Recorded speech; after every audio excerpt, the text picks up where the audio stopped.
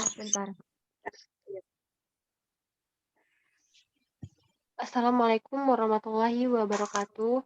Perkenalkan, nama saya Sinta Permatasari. Saya perwakilan dari kelompok 11. Di sini kami akan mempresentasikan hasil observasi UMKM yang berjudul Toko Pakaian Wanita Zafira Butik. Oke, next. Sebelum kami mempresentasikan, di sini saya akan memperkenalkan nama-nama anggota kelompok saya. Yang pertama ada Nadia Pratiwi dengan NIM 1375 dari kelas manajemen 19G. Yang kedua ada Ika Irmayanti dengan NIM 1202 dari kelas manajemen 19I. Yang ketiga ada Susan Larasati dengan NIM 1194 dari kelas manajemen 19I. Dan dengan saya sendiri, Sinta Permatasari, NIM 1367 dari kelas manajemen 19G. Oke, next.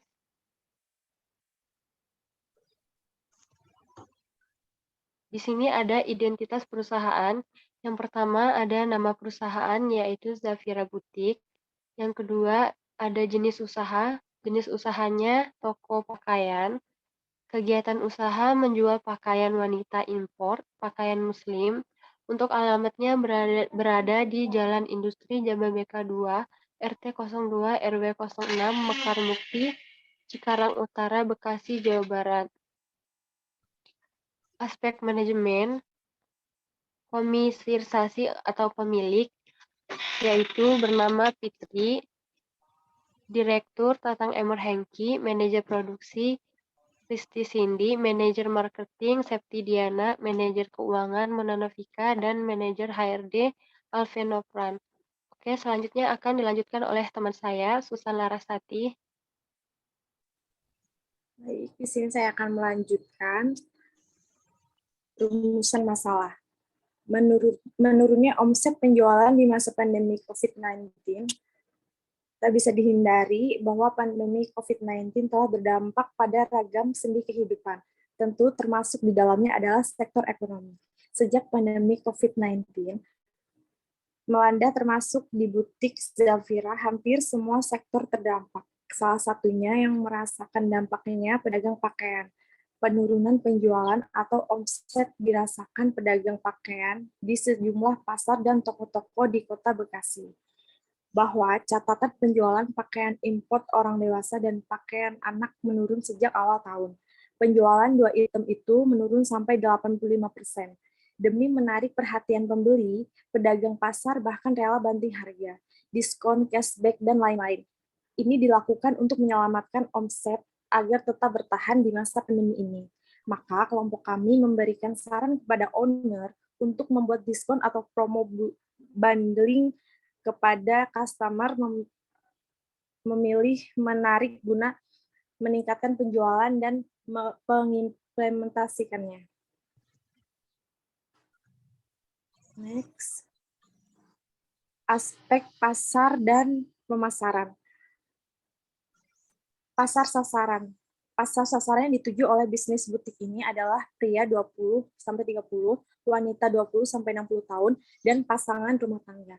Penentuan umur produktif menjadi salah satu pertimbangan dalam menentukan pasar sasaran yang dituju demi kelancaran dalam proses administrasi di kemudian hari. Strategi bauran pemasaran.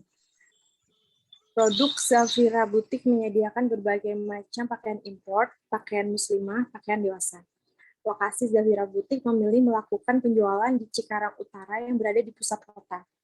Harga yang ditawarkan berkisar antara 100.000 sampai 265.000 sesuai dengan kualitas kain dan model yang diinginkan.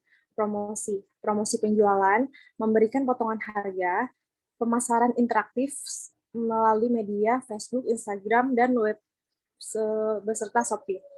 Pemasaran dari mulut ke mulut. Selanjutnya akan dilanjutkan oleh Nadia. Di sini saya akan menjelaskan tentang aspek finansial. Untuk yang pertama itu ada payback period atau PP. Hasil pengukurannya 9 bulan, 1 tahun, dan keterangannya menurun. 2. Average rate of return, ARR. Hasil pengukuran 58%, hasil pengukuran kurang 50%, keterangannya menurun. Untuk 3, net present value NPV. Hasil pengukurannya itu 157.400.000. Hasil pengukuran yang kedua itu ada 100 juta, untuk keterangannya menurun. Untuk yang keempat ada internal rate of return IRR. Hasil pengukurannya 28,1%, untuk yang keduanya 24%, keterangannya menurun. Yang kelima ada profitability index atau PI. Hasil pengukurannya 1,2 kali, yang keduanya 1,1 kali. Untuk keterangannya itu menurun. Kesimpulan, usaha Javira Butik sudah termasuk dalam kategori usaha yang layak untuk dijalankan. Selain itu, dalam segi teknis dan produksi, usaha ini sudah sangat rapi dan juga dilihat dari segi keuangan usaha ini memiliki keuntungan yang cukup besar. Namun, sejak pandemi COVID-19, bahwa catatan penjualan pakaian impor orang dewasa dan pakaian anak menurun sejak awal tahun.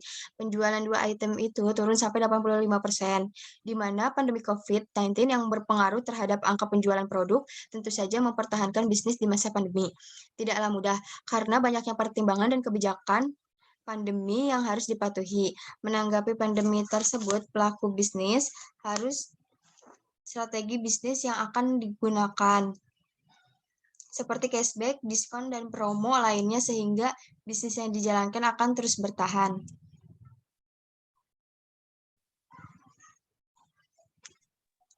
Oke, baiklah. Mungkin hanya itu saja presentasi dari kelompok kami. Kami akhiri, wabillahi taufiq wal hidayah. Wassalamualaikum warahmatullahi wabarakatuh. Waalaikumsalam.